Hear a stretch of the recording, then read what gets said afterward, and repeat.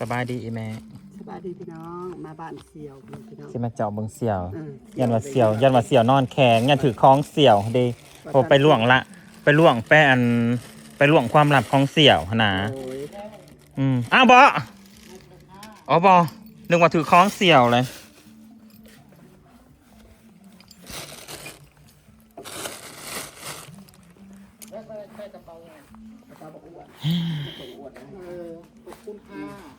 ยันว่าถือคล้องเสี่ยวสะดอก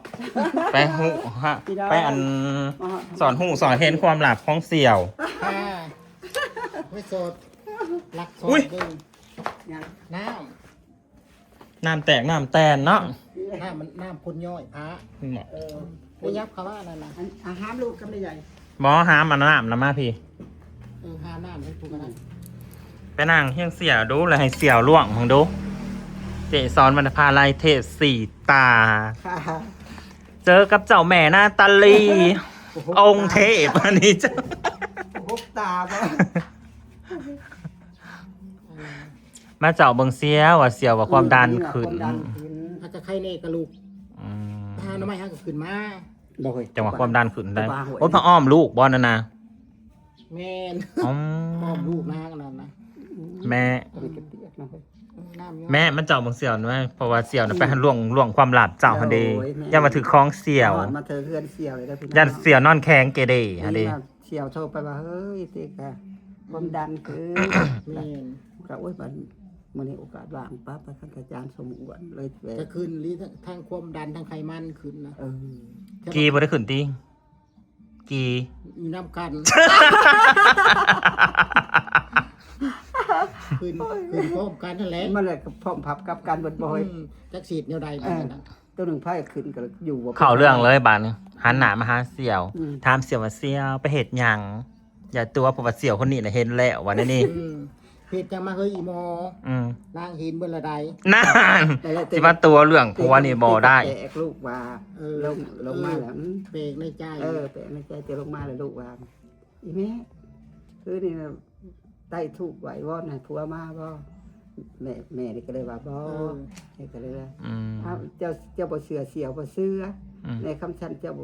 เสือเสี่ยวน่ะมันบ่แม่นมันบ่แม่นแล้วของเจ้าว่าเจ้าปฏิเสธเจ้าว่าเจ้าบ่ได้เหตุบ่แม่บ่ได้เฮ็ดก็แม่เฮ็ดแม่ก็ว่าเฮ็ดจังว่าสินะบ่ได้แต่การทางตึงไต่ถูกปูซ่าเฮ้ยบาดสุดท้ายนางก็คายความลับออกมาว่านางนางหีเขียวนางว้าวอีลีนานนางไล่เวทมนต์ไอลีก็ได้ว่าได้ใต้ทูบมาบ่ได้ใต้คือมีหมอว่า3ดอกที่ไปใต้2ของเติมหนาไปน้ำแม่แล้วว่าไปพร้อมแล้วใต้2ดอกเติมคอน้ำเด้อมึงดูมันบ่ขาวหนาจะเลยเบอร์นี่นะเนาะถ้าหน้าใช่เสือตัวนี้เขากับหนาทั้งไหนเสือตัวนี้นะเขาก็หนาเถาหรือหนาไม่ห้างเขาก็ไม่ห้างเขาก็หนาไม่ห้างนางยังไม่เติมเลยค่ะคือมาแต่หาหน่อไม้ทุกคนนางยังไม่ได้เติมยังเลยอันนี้ตีกับปรารถนาธรรมดาเสือพี่ปีกไก่นี่นะคันหงตัวสีแหน่บ่หักกล้องกันจังหน่อยแหน่เจ๊เอ้ยพอรับตาซึมๆนะคอยเจ็บมันบดมีแห้งจากดีมันลุดๆทะเลปีกไก่เนาะมันมีแห้งก็เลยบัดนี้แล้วก็เลยปรารถนานี่แล้วเด้อให้พวกขึ้นมาก็สิทำสิขาได้ห่วมกันกันขอให้พระพุทธพระธรรมไปอ่อยจิตอ่อยใจให้อยากโลภลาวตามมาบอกปาทางตึงบ่ได้ใต้อัน3ดอกตึงบ่ได้ใต้เลยตึงก็ใต้บูชาแล้วตึงก็คิดว่าสิถูกคือกันก็เลยปรารถนามาได้แท้พระเสี่ยวประเทศก่อนแล้วยังสิมาตัวเสี่ยวลงมาแล้วลูกแล้วว่าเรียนเสี่ยวนะว่าเจ้าเฮ็ดแท้จริงแล้วพุ่นน่ะทั้งลูกพันลักช่องเบิ่งแต่แท้น่ะลูกก็ยังว่าลูกน่ะส่องลงมาจากดาวผุดดาวพฤหัสดาวศุกร์ดาวเสาร์แนมลงมาจากดาวอังคารพวกเห็นเบิดหูเบิดแม่พันยังเงินยังเบี้ยยังเบี้ยนางคิดว่านางเป็นกับปอมบ่เป็นกับปอมกาเอาว่าอะไรประเด็นขึ้นลงมาได้ว่าถ้าพอลงหักลงเพลงเฮงเนาะก็เลยว่าปรารถนาเนาะในคลองเราปรารถนาในคลองก็ได้และล่าสุดกับพวกก็ติดต่อมาเรียบร้อยพวกก็ล่าสุดนี่ไม่บ่บ้างเด้อมื้ออื่นสิเอาไปว่ะดีใจนำเด้อหมอที่สิได้พัวคืนมาที่จะได้พัวคืนมานางหีเขียวบ่ได้ด้วยเลขเราด้วยกลบ่ได้ด้วยมนต์เสกคาถาเป็นบัก มื้อนี้คอยบ่ว่างพุ่นน่ะ ที่ใครเชี่ยวนี่เด้อ ให้เสี่ยวมีผัว เชี่ยวมีผัว กันไปว่ากันไปทุกคนพอได้ม่วนพอได้หัว เราก็แม่หมดมันก็หมวนสิแหละ พอได้ม่วนพอได้คุย ถูก ถ้า ต้อง ขาดช่องหน้าก็ขาดซีซันทุกคนว่านั่งช่องหน้าก็มากันบ่มีซีซันคันบ่มี เสี่ยวมาเห็นเสี่ยวจ้าเว้า อัน ำกั คันจะเอาไว้กับไปน้ำกันอีกเด้อไปนั่งเล่นน้ำกัน ไปกินเสี่ยว มองเก่า มึงเก่าบ่ ไปนั่งพลไปถ่ายคลิป ดีเปิดเป็นชิปโปน ตาย เดี๋ยวตัวนี้มันน้อยบ่เอาตัว จะเป็นสะดีมีผมเนี่ยแม่ผมเจ้าคือเปียกบอก ไปกินอย่างไปนั่งลินบ่ต้องเห็นช่วงนี้ล่ะข่าวกันอยู่บ่ต้องมีดอก อ้าวบ่มีบ่ ช่วงนี้แหละมันเข้ากับหน้านางดี เขากำลังหนานางทุกท่านนางก็ยอมรับว่านางไล่เวทมนต์ใส่พัวนางอาลีพี่น้องเอ้ยและล่าสุดกับ ผัวนี่สิมา มันหักมาแล้ว อุ้ยดีใจเด้อเฮ้ย จ้าเนี่ย เกือบเป็น นางหิ้งเชียว เกือบเป็นในห้างเฮ้ย สร้าง เพราะอะไรมันแดงแล้ว โผมึง แต่ ก็ ว่านั่งใส่เสื้อที่ ห่างจากมืออันนี้นะสิห่างจากมือ ก็ได้3มื้อนี้ ดึงเชียวดึกวะ จะเป็นสัตว์ใช่ทางยัง ไม่ได้เอาใส่ถังไว้ก่อน บ่ หมอสิมื้อนะ อยู่พุ่น ดึงเชียวดึกก็เฮ้ย ได้ชักคุณ เจ้าสิพี่น้องเอ้ยก็เพิ่น ได้ชักคุณ เพิ่นยาก ดีใจอยู่ทักมานำดีใจเด้อปฏิกิริยากับผัวเลยทุกคนดีใจ เตะนี่ขาค่ายเด้อ เลขทับทานะบ่ได้ โดยศรัทธา ขอบคุณค่ะ เป็น ขอบคุณค่ะ เป็ดตอนจากโมงอะนะ เป็ดตอนจากเมา มานี่ โอ้โห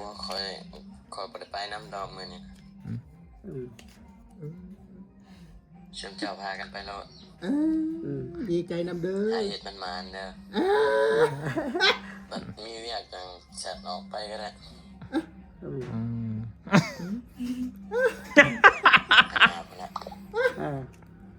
โบว่างไปโลด อ้าวสบายใช่ไหมลูกคิดว่าว้าวคำเดียวไม่เอ่ย บอกอะไรบอกอะไร ตัวรัวๆพี่น้อง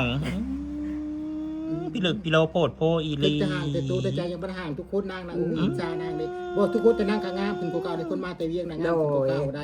แม่น โทษในพังเนี่ยกูบ่าวอย่างถ่ายรูปนั่นนะตำรวจนะ ผู้ว่าตำรวจตำรวจเข้ามา8คนมากินเบียร์2แก้ว กูว่ากูบ่าวกูบ่าวอย่างถ่ายรูปนะ บัดนี้ เพิ่น ผู้ว่าแล้วว่าผู้สาวคนสวย แม่อีจอยส่งยังมาให้เจ้า ส่งมันส่งมีแต่แบบคุยแบบ โอ๊ยอีแม่นี่กันเนาะ มันส่งมาเลยแล้วบัดนี้คำสิว่าโอ้ยบ่ให้ทายกับคำหมู่เขาถึง8คนก็เสียหน้า โอ้ย ทายก็ทายเขาปกติข่อยขี้ร้ายเด้อ บ่ได้ยินตัว เขียวเนาะ บ่ถ่ายได้เขาบอกว่าสวยเท่ๆวะงามนะมันเห็ดขี้เนาะเป็นน่ะเป็น ทายค่ะ ได้ดำบังทัวนะเอาไว้ตามผู้เดียว แบ่งกันกับยายดาว แบ่งกัน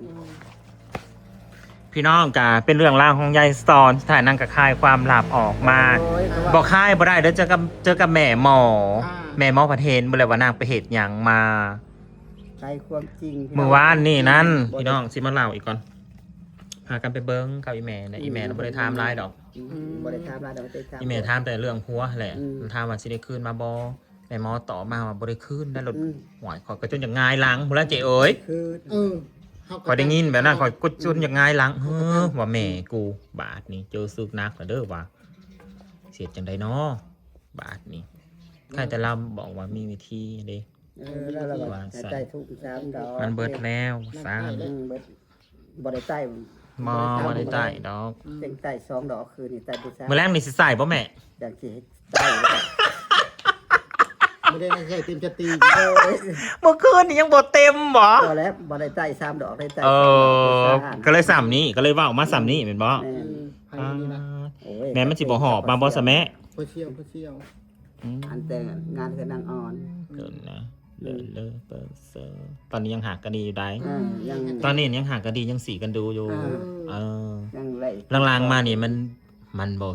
สี่อีเมลเลยค่ะเอาไว้พี่น้องป้องป้ายก็เป็นเรื่องราวของอีเมลพี่น้องเอ้ยท่านก็สิได้จบคลิปไว้เพียงสำนีแหละพี่น้อง มันบ่อาบน้ำก็บ่ได้ บ่ได้ฮู้วะ กันบ่เว้ากับบ่ได้ฮู้ว่าขนางปลาผัวนางก็ตาย นี่ นั่งเก่งเลยทุกคนนั่งเก่งใดนั่งเอาคืนได้อีเลยนั่งเก่งใด เนาะ ให้เห็ดเป็นคือนาง ไฟเห็ดได้สำนาง คือใดคือนาง เอาดีแล้วเอามาอีก จะเป็นนางเลิศเนาะ ค่ะ อืม นางเลิศ นางงาม ว่าแต่ นางสวยค่ะ เวลาว่าตัวที่สวยได้น งามเบิกตัวจริงให้งามได้หนาจุ่มจุ๊บปุ๊เลย ดี งามแต่ผู้นี้บ่แม่ จุ่มนี่ก็งามแล้วเขาจะบอกขอน าง ถ่าย เจ้า เด็ ลู ก ก บ่ ไม่ เลย ถ่ายหูเฉพาะมันจังหึงตัวมันดอก แล้วก็เห็นแล้วก็ มันหึงเด้อจนจะไปเห็ดเด้อจะเพศแต่มันหึงเด้อ ไปร้านซาปัจจุบันได้ตำรวจได้กับรับเสียเกียรติเขา แม่ไพ่สันนี่ นั่นสิเอาหมูน้ำกันนั่นแหละ พอเชี่ยวนะมันหึง หมูได้บอล เอ กิ อน น้ำกัน มันเห็นแล้วมันหึงได้ เรื่องอะไรเต็งเห็นบอกกระบอกทอดกันประมาณนั้น ไปจากว่า ได้พูด นั่นแหละจังมาส่วนนางซื้อขนมไปหามันไปแวะหามันอีกเดียวดีนะนาง มันยังอ เขี ยู่ ยว ในบ่ มันก็ปู ตอน ก็อยู่หันแล้วก็ไปกว่า เรียกมาแล้ว โอ้ยมาแต่หึงมันอยู่บ้านโพนแม่มันไม่ได้อยู่ในนี้ดอก มันอยู่น้อง มัน บัว น่าจะเป็น สำนีเด้อพี่น้อง พี่น้อง พอเรื่องพวกเก่าพวกใหม่ หาเสี่ยว กั กั บบ ได้ ว่า หั พื้ วน ว่าแพนสู่เสี่ยวพังพี่น้อง นั่งมาเผยความรู้สุด สุดท้าย สุดท้ายนั่งเก่งทุกคนเอาผัวคืนได้นั่งเก่งได้ ไล่เวทมนต์ นั่งเอาคืนได้ได้ เออ